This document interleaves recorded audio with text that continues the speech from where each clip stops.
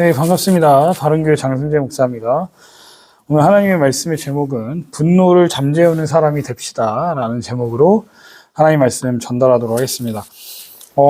다윗과 아비가일이 먼 발치에서 서로 다가가는 장면에서 시간을 거슬러 올라가 다윗이 나발을 죽이겠다고 맹세한 말을 전한 화자는 다시 이야기로 되돌아오는데요.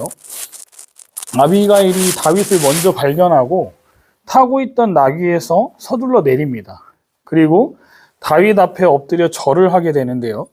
이 표현은 구약 성경에서 여기에만 나온다는 것을 알 수 있습니다.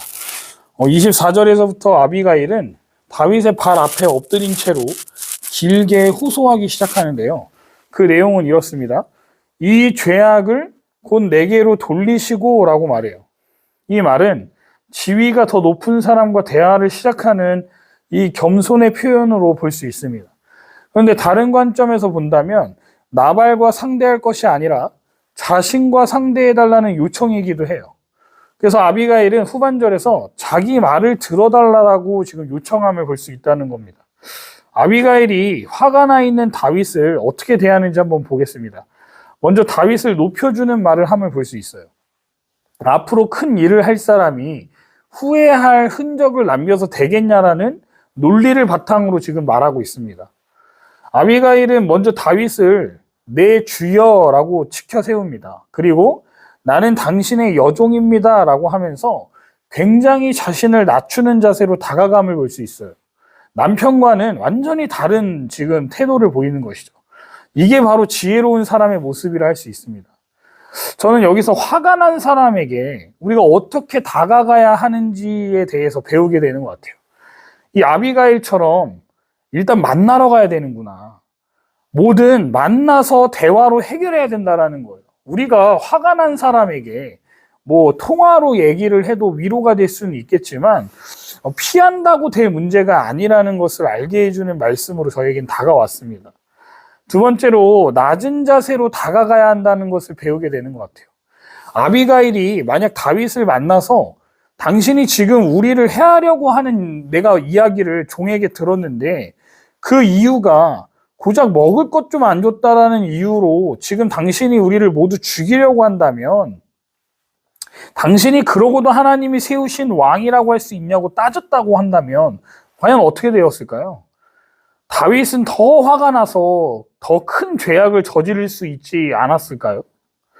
세 번째로 아비가일은 모든 잘못을 남편 탓이 아니라 자신의 불찰로 돌리고 있다는 겁니다. 아비가일이 잘못한 게 뭐가 있습니까? 그런데 그녀는 자신의 잘못이라고 여기는데요. 그 이유를 다윗에게 설명합니다. 자기가 다윗이 보낸 사람들을 보지 못했기 때문이라고 말하고 있어요. 즉, 자신이 이 일을 알았더라면 결코 이런 결과가 초래되지 않았을 거라는 거죠. 여기서 우리는 지혜로운 사람의 모습을 목격하게 됩니다. 처음에는 상대방 앞에서 무조건 자신을 낮추고 적절한 시간이 되면 자신의 입장을 설명하고 있다는 거예요. 아비가일은 다윗에게 자신의 남편 나발을 안중에 두지 말라고 강구합니다. 그러면서 나발을 그의 이름처럼 바보 같은 사람이라고, 그런 사람을 당신과 같은 사람이 상대할 만한 자가 아니라고 다윗을 데려 위로하고 다윗을 치켜 세워주고 있다는 것이죠. 당가 이거예요. 너를 열받게 하고 있는 그 사람을 묵상하지 못하도록, 생각하지 못하도록 차단시키는 겁니다. 그러면 이런 마음이 드시는 분들도 있을 것 같아요. 아니, 외간 남자한테 남편을 욕하는 여자가 무슨 지혜로운 여자냐라는 문제가 제기될 수도 있겠지만, 그러면 지금 이렇게 안 했으면요, 나발뿐만 아니라 지금 그의 집안까지 다 죽게 생긴 이 생사가 달린 순간이었기 때문에 남편 욕 좀 하고 다 같이 지금 목숨을 건지는 게 더 중요하지 않겠습니까? 그리고 이 모든 것에 비롯된 점을 감안한다면 남편 때문이잖아요. 네, 남편의 어리석음에서 비롯된 점을 감안해야 합니다. 그렇기 때문에 아비가일의 행동은 전혀 문제가 되지 않다라고 볼 수 있을 것 같습니다. 이렇게 유순한 대답은요, 분노를 쉬게 만든다는 것을 알 수 있습니다. 우리가 잠언 15장 1절에도 유순한 대답은 분노를 쉬게 하여도 과격한 말은 노를 경동한다는 말씀처럼 이 나발과 아비가일이 대조적인 모습을 보여주는 대목이라 할 수 있어요. 그러니까 여러분, 말이 정말 중요합니다. 말 한마디가 정말 중요하다는 거예요. 예, 우리가 말 정말 이쁘게 해야 합니다. 아비가일이 분노를 잠재우는 지혜로 많은 사람을 위기에서 구했듯이요, 우리도 말과 행동으로 많은 생명을 살리는 성도가 되시기를 주님의 이름으로 축복합니다.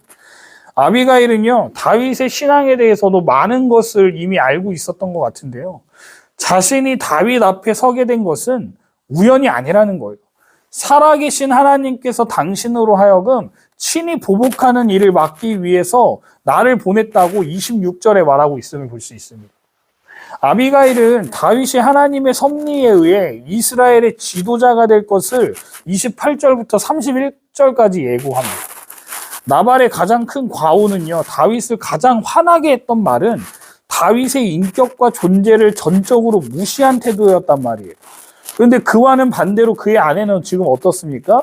여호와께서 반드시 다윗 당신을 위해 든든한 집을 세울 것이고 당신은 의롭기에 여호와께서 이 일을 꼭 이루실 것이라면서 남편의 과오로 망가진 그 다윗의 자존심을 세워주고 다윗의 심기를 가라앉혀 위기를 모면하게 함을 볼 수 있다는 거예요. 그리고 더 나아가서 당신의 원수는 다 망할 것이고 이스라엘의 지도자로 세워질 것이라고 확신까지 한다면서 30절에 다윗의 무너진 자존심을 세워주고 있다는 것이죠. 그리고 이제 다윗의 기분이 풀린 것을 확인한 아비가일은요, 본론으로 들어갑니다.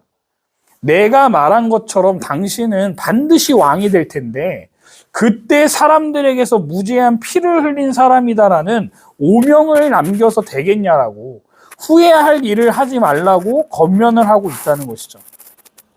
아비가일은 다윗이 미래의 왕이 될 것이라고 자신이 확신하는 증거로 하나님께서 당신을 왕으로 세우실 때 나를 기억해달라는 말도장을 찍음으로써 다윗의 마음을 완전하게 풀어주고 있음을 보게 됩니다. 아비가일은 자신을 당신의 종이라면서 낮추어서 말하고 있지만요, 실제로 이 대화의 주도권을 가지고 있는 사람이 지금 누굽니까? 아비가일이라는 거예요. 여러분, 이게 바로 지혜로운 사람의 모습이라 할 수 있다는 것이죠. 화난 사람의 화를 풀어주면서 동시에 내가 원하는 것을 얻는 모습. 여러분, 이거 대단하지 않습니까? 이 모든 말을 들은 다윗이 어떻게 하죠? 화가 가라앉더니 그녀를 칭찬하기 시작합니다. 하나님은 사울 때문에 초조해져 있었던, 자칫 잘못하면 조직폭력배로 변해버릴 위험에 놓였던 다윗에게 그의 사명과 하나님의 계획을 다시 한번 확인해 주심으로써 위기를 면하도록 하실 뿐만 아니라 다시 제 길을 갈 수 있도록 은혜를 지금 아비가일이라고 하는 여인을 통해 지금 은혜를 베푸시는 사건이라 할 수 있습니다. 만약 다윗이 나발 집안의 모든 남자들을 죽였으면요, 이거는요, 두고두고 다윗의 오점으로 남아서 동족인 유다 백성의 갈렙 후손을 멸한 자로 비난받았을 게 뻔했던 사건이었습니다. 하지만 다윗은 아비가일의 입을 통해 자기에게 주어진 하나님의 가르침에 순종했고 아비가일이 가져온 음식들을 받고 그녀를 평안히 돌려보내고 있음을 35절에서 확인할 수 있어요. 분명히 분노에 휩싸여서 나발의 집안을 멸하겠다라며 군사를 몰고 간 것은 다윗의 실수가 맞습니다. 저는 아비가일의 이 지혜로운 말을 듣고 뜻을 돌이키는 모습은 다윗이 왕으로서 충분한 자격을 갖췄음을 보여주는 모습이라고도 할 수 있을 것 같습니다. 우리도 다윗처럼요, 다른 사람의 말에 귀를 기울일 줄 아는 성품과 지혜가 생겨나기를 바랍니다. 말씀을 몇 가지로 정리하고 이제 마치고자 합니다. 하나님은 다윗이 왕으로서 마땅히 갖춰야 할 성품과 태도에 대해서 가르침을 볼 수 있어요. 저와 여러분들도 마찬가지인 것 같습니다. 이 땅에서 살아갈 때 우리를 모욕하고 비난하고 존재 자체를 부정하는 사람들이 분명 우리 주변에 있지 않습니까? 그럴 때 그들에게 어떻게든 내가 복수하겠다고 다짐하며 일을 가는 것이 아니라 하나님께 전적으로 맡기는 저와 여러분들이 되면 좋겠습니다. 우리는 분노 때문에 맡기신 사명을 감당하지 못하게 만드는 싸움에 휘말리지 않는지 돌아보고 하나님이 맡기신 일에 집중하는 하루하루가 되면 좋겠습니다. 두 번째로 아비가일과 같이 지혜로운 겸손한 자가 되면 좋겠어요. 이 아비가일이라고 다윗을 만나기가 두렵지 않았겠습니까?